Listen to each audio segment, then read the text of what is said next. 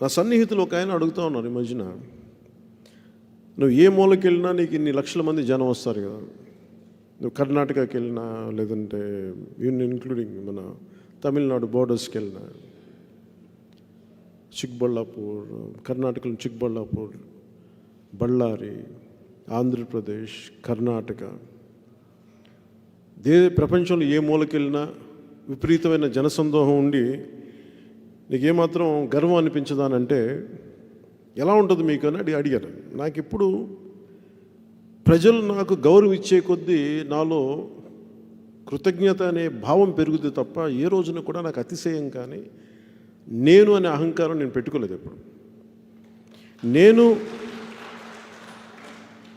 నేను అనే మాట ఎప్పుడు వాడతానంటే, ఒక బోర్డర్లో ఆపేస్తే, ఒక సుగాలి ప్రీతి లాంటి ఒక ఆడబిడ్డకి అన్యాయం జరిగి తల్లి రోడ్ల మీదకి వచ్చి నిస్సహాయంగా నిలబడితే అలాంటి పరిస్థితుల్లోని కొట్లాడటానికి నేనని వాడతాను.